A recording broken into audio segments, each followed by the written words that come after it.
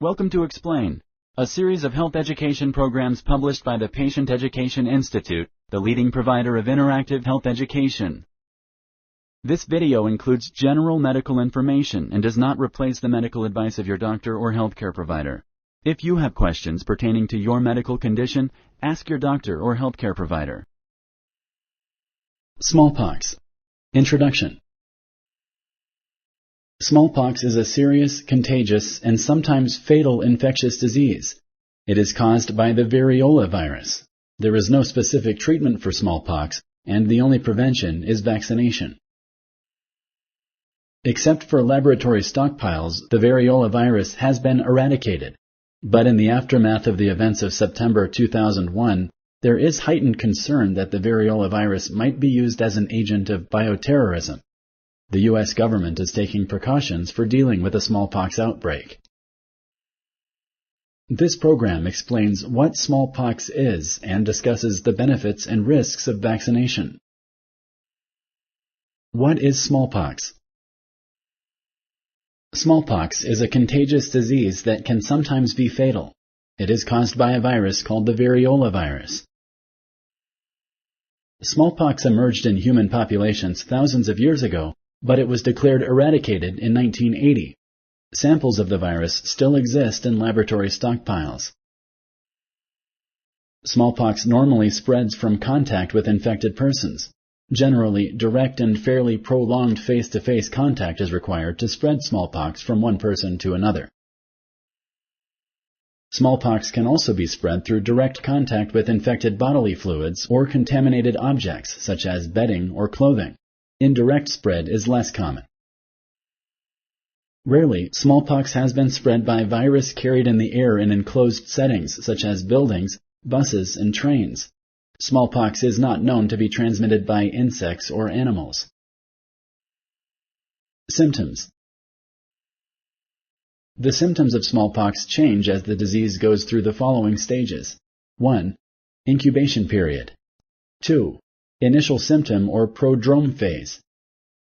3. Early rash. 4. Pustular rash. 5. Pustules and scabs. 6. Resolving scabs. 7. Resolved scabs. The next section describes these stages. 1. Incubation period.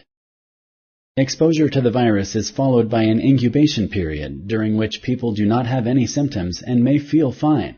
This incubation period averages about 12 to 14 days but can range from 7 to 17 days. During this time, people are not contagious. 2. Initial symptoms. The first symptoms of smallpox include fever, malaise, head and body aches, and sometimes vomiting. The fever is usually high, in the range of 101 to 104 degrees Fahrenheit. At this time, people are usually too sick to carry on their normal activities. This is called the prodrome phase and may last for 2 to 4 days. During this stage, people are sometimes contagious. 3. Early rash. A rash emerges first as small red spots on the tongue and in the mouth. These spots develop into sores that break open and spread large amounts of the virus into the mouth and throat. At this time, the person becomes most contagious. Around the time the sores in the mouth break down, a rash appears on the skin, starting on the face and spreading to the arms and legs and then to the hands and feet. Usually, the rash spreads to all parts of the body within 24 hours. As the rash appears, the fever usually falls and the person may start to feel better. By the third day of the rash becomes raised bumps. By the fourth day, the bumps fill with a thick, opaque fluid and often have a depression in the center that looks like a belly button. These bumps are a major distinguishing characteristic of smallpox. Fever often will rise again at this time and remain high until scabs form over the bumps. 4. Pustular rash. The bumps become pustules, sharply raised, usually round and firm to the touch, as if there's a small round object under the skin. People often say the bumps feel like BB pellets embedded in the skin. This stage lasts about 4 days. 5. Pustules and scabs. The pustules begin to form a crust and then scab. This stage lasts about 5 days. By the end of the second week after the rash appears, most of the sores have scabbed over. 6. Resolving scabs. The scabs begin to fall off, leaving marks on the skin that eventually become pitted scars. Most scabs will have fallen off 3 weeks after the rash appears. 7. Scabs resolved. The person is contagious to others until all of the scabs have fallen off. Sponsored by the Patient Education Institute. www.patient-education.com. Over 5,000 videos and interactive tutorials. Treatment and vaccination. There is no proven treatment for smallpox, but research to evaluate new antiviral agents is ongoing. Early results from laboratory studies suggest that the drug cidofovir may fight against the smallpox virus. Currently, studies with animals are being done to better understand the drug's ability to treat smallpox disease. Patients with smallpox can benefit from supportive therapy, such as intravenous fluids, medicine to control fever or pain, and from antibiotics for any secondary bacterial infections that may occur. The majority of patients with smallpox recover, but death may occur in up to 30% of cases. Many smallpox survivors have permanent scars over large areas of their body, especially their face. Some are left blind. Smallpox can be prevented through the use of the smallpox vaccine. The smallpox vaccine is the only way to prevent smallpox. The vaccine helps the body develop immunity to smallpox. It was successfully used to eradicate smallpox from the human population. The vaccine is made from a live virus called vaccinia, which is another pox-type virus. Vaccinia is related to smallpox, but cannot cause smallpox. For most people, smallpox vaccination is safe and effective. Most people experience mild reactions to the vaccine, which indicate that it is beginning to work. Some people may experience reactions that require medical attention. These risks and complications are discussed in the next sections.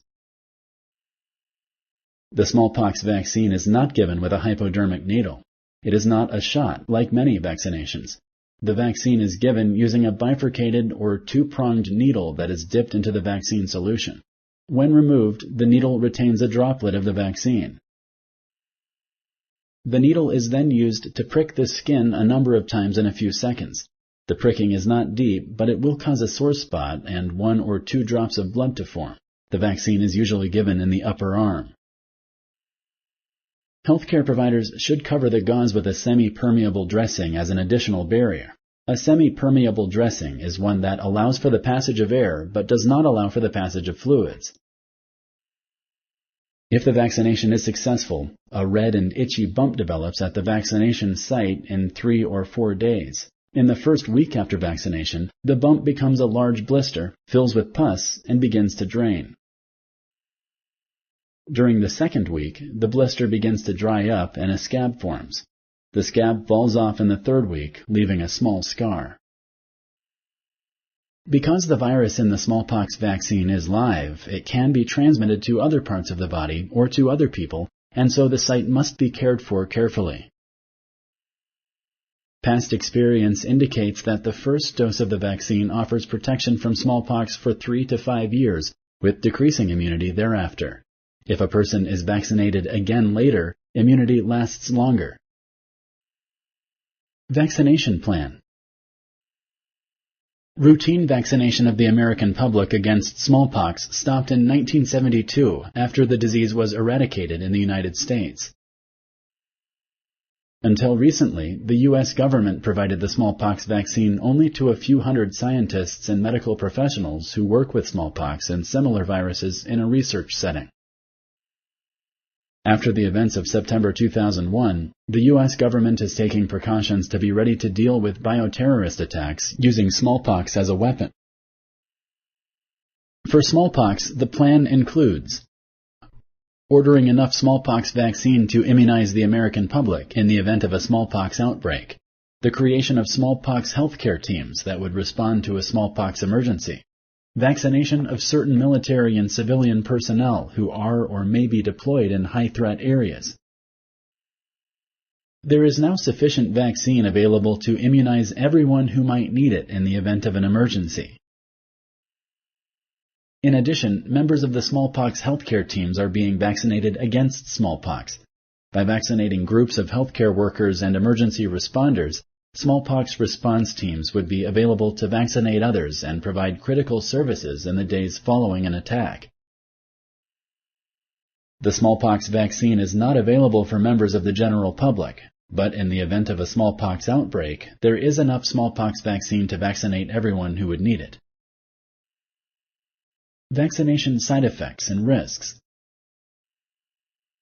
After vaccination, most people experience normal, usually mild reactions. These reactions usually go away without treatment. Normal mild reactions include: the arm receiving the vaccination may be sore and red where the vaccine was given. The glands in the armpits may become large and sore. The vaccinated person may run a low fever. 1 out of 3 people may feel bad enough to miss work, school, or recreational activity or have trouble sleeping. In the past, about 1,000 people for every 1 million people vaccinated for the first time experienced reactions that, while not life-threatening, were serious. These reactions may require medical attention. A vaccinia rash is one such serious reaction. It is an outbreak of sores limited to one area. This is an accidental spreading of the vaccinia virus caused by touching the vaccination site and then touching another part of the body or another person. Vaccinia rash usually occurs on the genitals or face, including the eyes, where it can damage sight and lead to blindness. Washing hands with soap and water after touching the vaccine site will help prevent this. A widespread vaccinia rash can also occur. The vaccinia virus spreads from the vaccination site through the blood. Sores break out on parts of the body away from the vaccination site. Rarely, a toxic or allergic rash can develop in response to the vaccine. Rarely, people have had very bad reactions to the vaccine.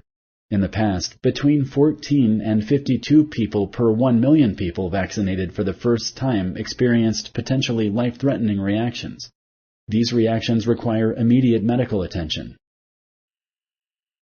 Life-threatening reactions include: ongoing infection of skin with tissue destruction frequently leading to death. This is known as progressive vaccinia. Inflammation of the brain or post-vaccinal encephalitis. Based on past experience, it is estimated that between 1 and 2 people out of every 1 million people vaccinated may die as a result of life-threatening reactions of the vaccine. People with certain skin conditions, such as eczema or atopic dermatitis, can develop serious skin rashes caused by widespread infection of the skin. The next section discusses who should not be vaccinated. Who should not be vaccinated? Some people with certain medical conditions are at greater risk for serious side effects from the smallpox vaccine. These people should not get the smallpox vaccine unless they have been exposed to the smallpox virus. This section discusses these medical conditions. Individuals who have eczema or atopic dermatitis or live with someone who does should not get the smallpox vaccine unless they have been exposed to the smallpox virus. This is true even if the condition is not currently active, mild, or experienced as a child.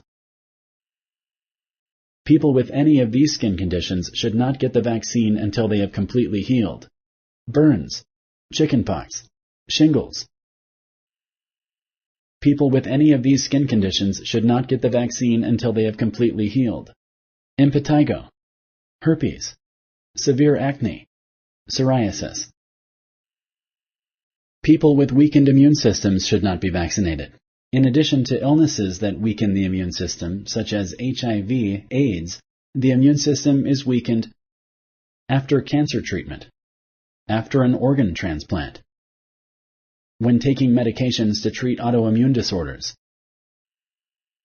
A woman should not get the smallpox vaccine if she is pregnant or plans to become pregnant within 1 month of vaccination. Women who are currently breastfeeding should also not take the smallpox vaccine. If a person has a moderate or short-term illness, he or she should wait until complete recovery to get the smallpox vaccine. A person who is allergic to the smallpox vaccine or any of its ingredients should not get vaccinated.